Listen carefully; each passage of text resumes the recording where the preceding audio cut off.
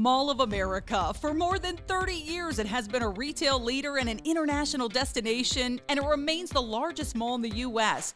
Not to mention, it welcomes millions of guests from around the world. It's huge, but it's also so much more. In this podcast, you're going to hear the real stories of how it started and why it continues to thrive. You'll hear about challenges we faced along the way and what you can learn from them.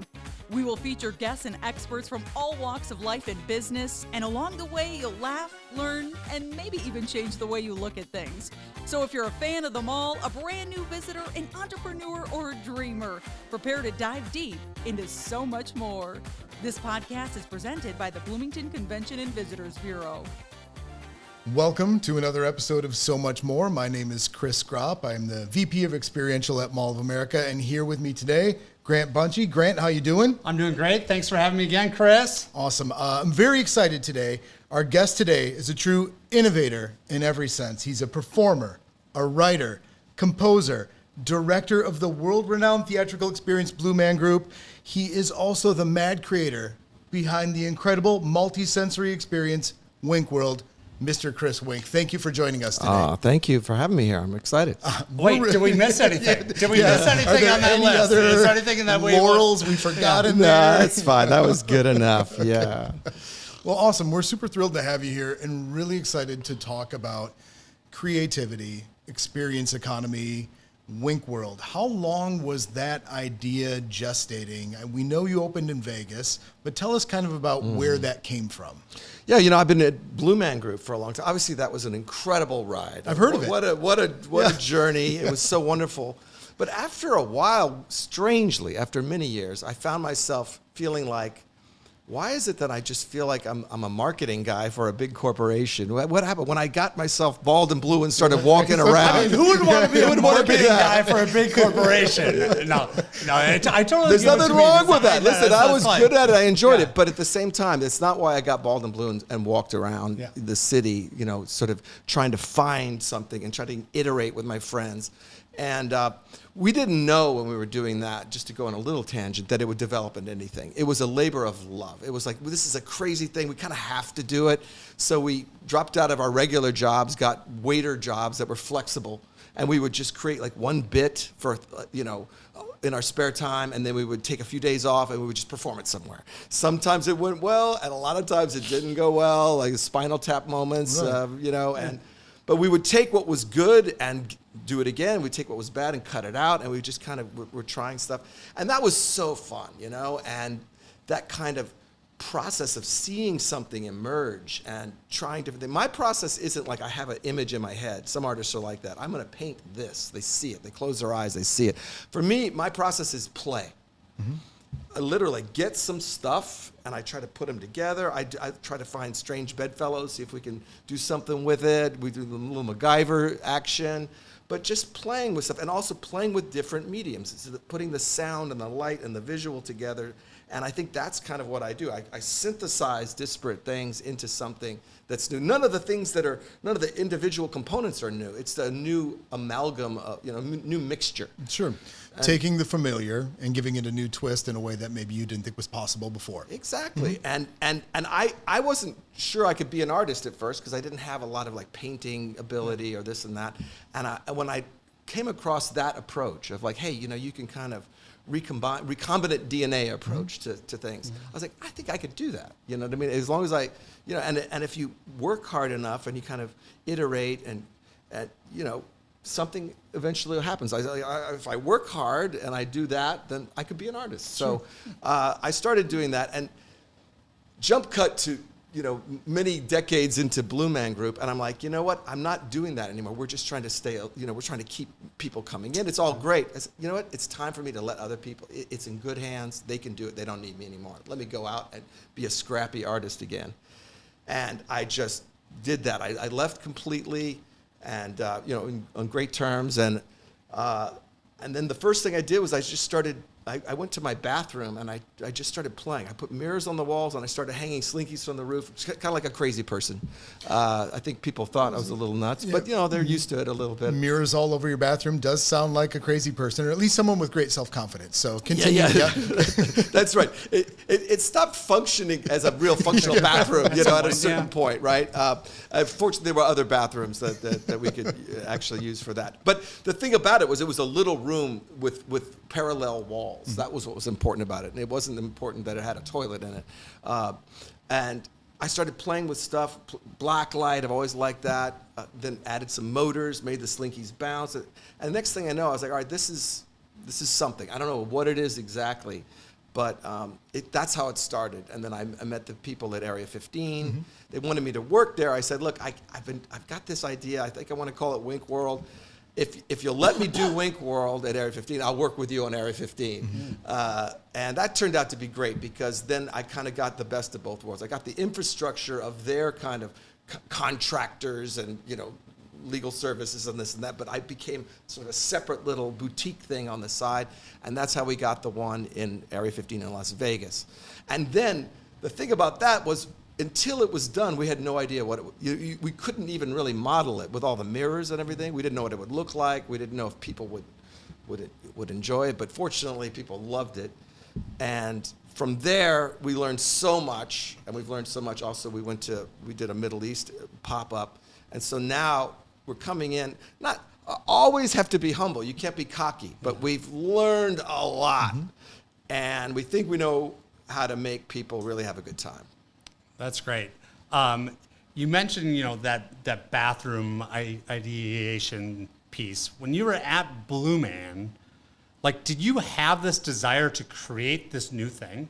Or, did you know that you wanted to create a new experience that is Wink World? Or, were you still just open to what that next thing is? Yeah. Where in that process did you say, I actually sort of have a new experience business idea versus I just want to do cool things? That you felt comfortable enough to put your name on, too. Yeah, exactly. Well, I've been following the trends and sort of entertainment for a long time, and I make it my business to go out and see almost everything. This idea of experiential, which I think is really, a global phenomenon. It's changing things. It's certainly changing malls, because the malls that have experience are the ones that are still here. The malls that have great experiential content are the ones that are thriving, and everything else is just left in the dust. I just genuinely like the idea of experiential, and I think that it's only the tip of the iceberg. It's been scratched, and so I really was like, I've done theater, even though Blue Man, I don't think of it as theater. I think it was vaudeville, but it's theatrical. Sure. Yeah. It's in a stage setting. People are sitting. It starts at one. It's theatrical. I really wanted to dive into this new medium of experiential, and I thought, I could bring what I learned from the theatrical world, because that's what I think is missing. I don't think anybody is really bringing the tricks of theater. You go and you find a nice thing to do an Instagram picture next to, whatever. At Wink World, you go into a room and there's a little show.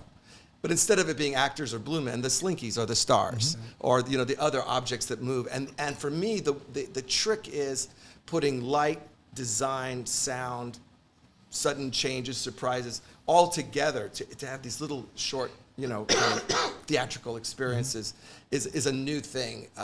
And I think people are responding to it because we can really get the emotional piece from that. It isn't just look at this funny picture. It's more like we can really get an emotional kind of arc to it. And I also think, basically, the other thing I wanted to do, just as I thought of Blue Man as kind of a reinvention of vaudeville, I think of Wink World as the reinvention of the funhouse. I love carnivals. I think the idea of a carnival, you go and you have fun, but the reality of the way carnivals often are is you go in, it's well, that wasn't so great. Oh, that was all right. I spun around in a circle.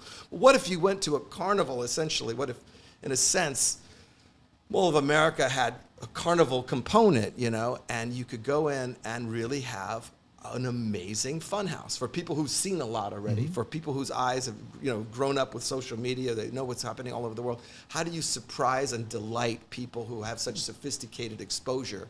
And so that's one of the things we're trying to do, is create a crazy, funny surprising funhouse. Yep. And yes, it's a little bit, we pull from art, we pull from science, we pull from, blacklight, all that kind of world.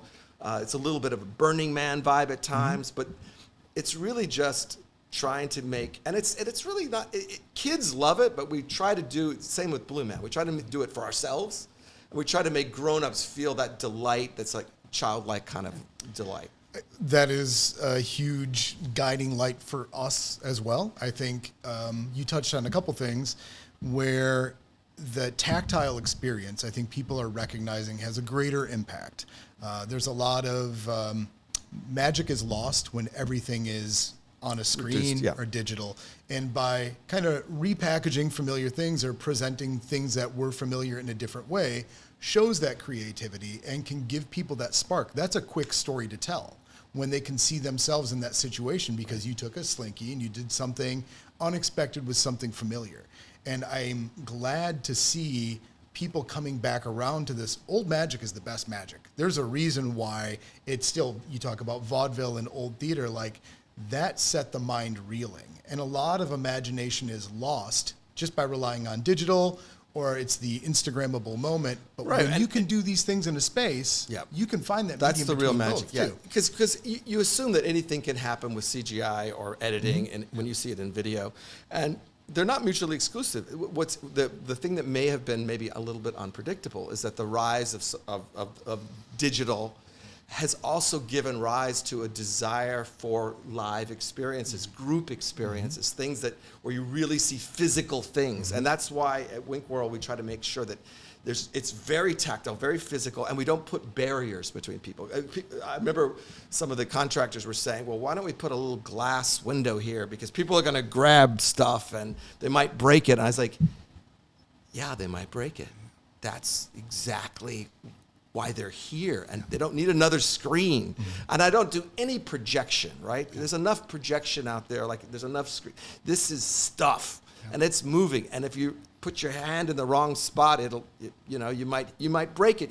But that's just the cost of doing business. Like that's just, I said that we just have to deal with it. If they break it, and we have a video camera. You'd think people would not want to break it, and I don't think they really do. Sure. But the point is that you've got to have that real physical thing, and the digital world is actually just raising people's desire for it. I mean, it's the same thing with sports. Sports aren't just because you can see it on your screen doesn't mean you're not going to want to go to the game. They're just two things that kind of go together. And people come to Wink World, and of course they're allowed to film, but it doesn't capture. People look at the videos and they go, I don't know what that is. What's going on? That seems insane. It seems crazy. And then they want to come because they want to understand what's going on. And that's what I love too, is that it's not capturable. You can film it all you want, but nobody knows what they're looking at. I mean, I tried filming it. I had the pleasure of going to the one in Vegas, and did you like it? Oh, I loved it. Loved it so much. It was great. We were out there for a conference. We brought a group of people out there, and it was a great experience. And I think the physical piece of it, like you're talking about, is just makes it feel special. And you talked about Vegas, and then you did the pop-up in Middle East, and learning from those things. Yeah. Like, hey, when something works at the Mall of America, like we can sense it that it works. How do you evaluate when you think something's working and then it just doesn't work? Like, how do you move on from like, hey, we thought this was going to be a great idea. Like, let's do this. And then you're like, no, like, let's scrape that. Like, listen, what's your thoughts on that? This is the way we felt at Blue Man. Like, the audience is right. Like, we're not snobs about it. Like, oh, they didn't get it. Like, no, if the audience, if you're trying to do a joke and the audience doesn't laugh, or same with comedians, then you know that it didn't work. And you might not give up on it, but you're going to have to rejigger it or do something. And so, I mean, the success rate in Vegas was higher than one would expect. Like, I didn't feel like I saw a lot of ways to improve, but none of the rooms really were a dud, And I will say that, but I have 10, maybe 20,000 hours of knowing how to put music and visuals together. I'm not saying that, but I paid my dues in that area, and I think it paid off in that regard because we wrote the music and had an idea of like each one should have a different vibe music-wise. And actually, I go through all the time with the people, and I see what they're feeling. And I want to see a group of teenagers. I want to see a couple, you know, a group of couples out on dates. Yeah. I want to see some kids. I want to see, you know, an older, you know, just an elderly couple or something. I want to get a sense of what's happening for all of them. And actually, one of the things that was almost like an accident, but by having these little rooms that are sort of intimate, it becomes a great group experience. It's almost like karaoke night, you know, when you get your own room. Well, if you have a group of 6 or 8 or, you know, people, you know, or 10 or whatever, you can have your own little private series of like little shows that's just you guys. You can make your own comments, dance with the music, and I didn't realize how fun that would be. That was like you know, we just had to have these little rooms separate, but then I didn't realize how well it would work for groups. There was a moment when we're in our group, and the door opens up, and you have this like moment where there's the group ahead of you, and you're in your group, and there's this one time where the door opens up, and there's a group of maybe 20-somes and ahead of us, and the guy turns to us and is like, "This is the best one. You're gonna love it," right? So like you're in your own group, but you also have this interaction with the group behind you and the group ahead of you for these like moments in time where you're like sort of passing on things and stuff like that. So I love that part of it too. It was a great interaction that we had. I realized how much immersive had changed my behaviors when I went to a piece of theater in New York with some friends. Somebody invited me, and I was like, I was talking to them. It's like, "Chris, you can't talk." And I was like, "What do you mean we can't talk?" He said, "It's theater. You got to shut up." Yeah. And I was like, "Well, that's no fun." And I get it. You know, you don't want to disturb other people, but in this case, you can talk, you can yell, you can dance. You know, and that's really fun. What do you think? We talk a lot about permission to play, giving people permission to play and explore and be curious again, because I do think sometimes there is a loss of curiosity. Yeah. Well, isn't that ironic that at a play you can't play? Right. They should rename Change the name. Yeah. Not play. Yes. You can't play. That's great. But yeah, immersive is play for adults, right? It's like and of course kids too. But you know, it's that thing of like giving permission, and I think it's a healthy, you know, instinct to not want to bother other people. And you know, you're at an airport. And do we really want to jump up and down? And do we want to play our music really loud when there's other people nearby? I think that being respectful of other people's space and boundaries is nice. So I think we have to create these spaces where a nice citizen, you know, upstanding citizen can say, okay, I can let my hair down, and I'm not going to bother anybody. And no one's gonna, you know, no one's gonna laugh at me or judge me, except for my friends. But hopefully they're your friends, so they're not gonna do that. And I think that's what immersive's all about. I mean, I'm really proud to be part of the immersive movement. I mean, I think of Wink World as a thing, but I think it's part of this bigger thing that's going on, and it has its roots in things like, you know, amusement parks and you know, carnivals and stuff, but it's turned into something else, and we're using these things from other mediums. We're pulling them in, and I think we're just in our infancy, you know. And I'm really proud to be part of that. Like in a way, with theater, I was part of like the end of it, like the end of the golden era. I think theater's really struggling now, and that's fine. I mean, you know, I wish it well, but it's just not keeping up with where we're going. And I think this is the exciting wave that I want to be a part of, and I think it's going to be interesting for many years to come. You know, I think also when we get something up here, the aspiration would be, you know, over time we would add new things. We would maybe make a new room or make it, you know, sort of, you know, change it up a little bit. Maybe change up even the lobby and the storefront, you know. And but I think there's a long-term, you know, evolution of immersive, and I have a feeling that you can see it here at the mall. You know, there's a lot more of it coming, right? You've got other things that are kind of moving into a new direction. It isn't just, you know, the rides and the golf and but these sort of, you know, adding a little bit of creativity, adding a little bit of some things from the underground. And that's actually another thing that I really learned from Blue Man. I mean, when we started off in New York, it was part of the underground scene. It was like kind of cool and all that, but we were like, you know, we don't need to stay there. Let's go to Vegas. Let's bring this out to the world and not be, you know, snobby about it or like try to be the cool kids. Let's try to reach people, you know, And it was really a character that was meant to be like kind of this generic outsider that could see our world with fresh eyes and wonder what this bottle of water could be used for. Maybe it could be used. And so I try to do that again with Wink World. It's like, try to create the world we're in, use trappings of it. That's why I use slinkies and certain things, but like twist it into something else so that we kind of get almost, jarred into a moment of delight and wonder. So it's interesting you talk about that too. The expectations of going to the theater, going to a play, and there's a certain set of prescribed rules that you adhere to there. Yeah. So when you were in New York with Blue Man and then moved to Vegas, did the audiences respond differently? Because in Vegas, everybody's there to play. Yeah. Oh, well, it's funny. When we went to Boston, they go to a lot of theater, but they when they go out on the weekend, there's a couple of beers beforehand. They're there to party. They were letting you know? Yeah. And so we got our prep for Vegas in Boston because they're like, wicked pissa. We're going to go to Blue Man. Right? All right, a couple of beers in. And we in New York, we would have to like egg people on to kind of get the audience going. We even had these tubes that would go to people's seats. They're like, hey, let me hear you go, woo. And they would like go, woo. You go to Boston, let me hear you go, woo. The guy stands up, whoa, whoa, Boston, boo, wicked pissa, woo. Yeah. And well, okay. Maybe we don't egg them on. Yeah, they're fine. And They're then prime. Vegas, Vegas isn't quite even as rowdy. There's everyone's kind of partying, but there's all different ages. Yes. Some people have been partying all day; they can barely stand up. You have different phases of it, but absolutely, and that kind of celebratory part really is part of what had us fit in. When we first went to Vegas, like, what is this thing? What's going on? But then it kind of weirdly fit into the zeitgeist perfectly because that's everyone's there, to see something different, to have a different experience, but certainly to have fun.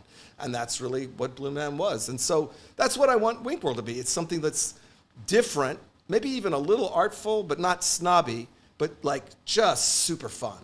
Well, I think that's a big part of having an immersive experience in a place like this because we see people from all over the world. Just like you do in Vegas, you want that low barrier to entry. You don't want people to feel that, okay, it's here and I'm here. You want everybody to be able to experience it their own way, but not feel they don't belong in the space. Well, and another thing that's important, I think ticket price is important. I think by having something that's not 90 minutes long that you have to commit your whole night to, by having something that's more like 30 minutes long, and then having a ticket price because, we can run it on a certain way. We don't have a giant cast and getting the price down, more closer to $20 where you're like, all right, I don't know what this is, but for $20 I can take a chance. Yeah. For $75, I don't know. You know what I mean? Right. And also the other thing is by having a shorter thing, you come to the Mall of America, you don't know what you're going to do, but you're going to do 3 or 4 or 5 or 10 things. And so you have to fit into that ecosystem where we're not trying to make you have this be the only thing you're doing. This is going to be one of many things you're doing. So that means it can't cost too much. It can't take too much of your time. And so I really like that part of it. Like we don't have to put on a 90-minute show. Yeah. We're putting on a 30-minute show and, not charging that much so you can just give it a shot. Yeah, and I think, from a Mall of America standpoint, like our guests change a lot during the year. Right? Like our summer traffic is very much a drive market traffic where we have people coming from all over the country making road trips here, and they'll come for 2 days or 3 days, but then in holiday, maybe they're here for 1 day. And I think understanding exactly what you described is sort of the success. We look at Mall of America as an experience, and part of that experience is a set of other experiences. Right. And those sets of experiences is different for every person, right? Sure, they can put together their own little suite of experiences. But I will say this, the way I'm going to judge success here, I want Wink World to be on everyone's list of, if you have to do 5 things, Wink World's on the list. Because you want, maybe you're one of the roller coasters, maybe, eat it, one of, I want to be on that list of to get the spectrum. Yep. We want to be, one of those signature spots that people say, if they recommend it, and that's, I'm gonna do my own little market research after we open, see if people that work here or that are recommending to their friends would say, this is one of the pillar things that you'd want to see if you want to have. And I also hope that people, use Wink World as an example of how Mall of America keeps moving into the future. Like, it hasn't stayed. I mean, of course, it's like Disneyland or other things. You don't want Disneyland to change in some regards. Yep. But in other regards, you know, they have to put new things in, Star Wars and this and that, you know, virtual reality, this and that. So, yeah, you don't want the idea of there being a, you know, a theme park in the middle to change, but you want some of the content to evolve over time. And I'd like to think that Wink World could be part of the narrative that, look, you know, it's 2023, 2024 almost, you know, and we're moving, you know, into the future, you know, and evolving with the immersive trends and keeping people excited to just, you know, keep coming back. Well, I think one of the things I love about working here is that we do have the ability to go right out on the floor and see people immediately reacting to the things we put in front of them. Mm-hmm. And a lot of times people don't have that opportunity to do it. Mm-hmm. So it sounds like, too, as you had all these what ifs and you put them into place in Vegas, were there any surprises for you? Once you were able to share it with the public, what were some of the surprises for you from what you had put in front of them? Well, I was so pleasantly surprised at how much it resonated for people and how much they would laugh at the funny surprises, but also almost like tear up at the, you know, at the end. I don't know, in my old age, you know, I'm a little sentimental, but the last room we used the word love, you know, and unapologetically, I think it's a trend that's going to last, this whole love thing. Mm-hmm. I think it's here to stay. We agree. Yeah. That's what we talk about, is delivering love moments. Yeah. And so I unabashedly end on this kind of thing of just like, you know, isn't life beautiful? There's so much to be grateful for. And seeing people come out like teared up. Yeah. I was like, did not expect that. You hope for it, but you don't expect it. So that was a big surprise. And you know, the other thing that I will say is that, you know, we're really thrilled to be part of Mall of America because Mall of America came to us.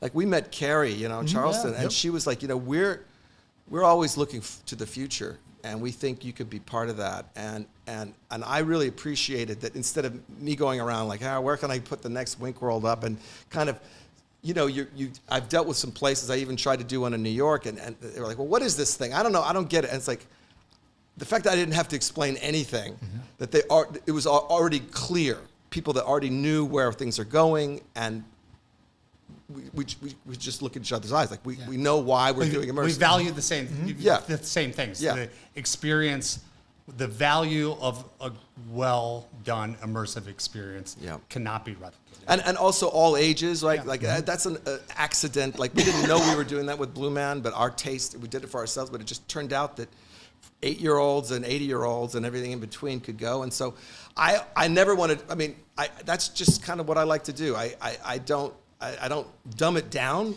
for the kids, and I don't clean it up. I just naturally it just ends up being something that everybody can enjoy. But again, I think what you do really well is you give people permission to play. Yeah. It's okay to have fun and be silly and explore, and people forget that.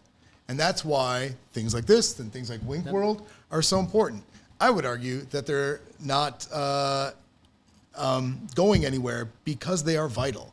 It's vital to have those moments of unexpected communal moments.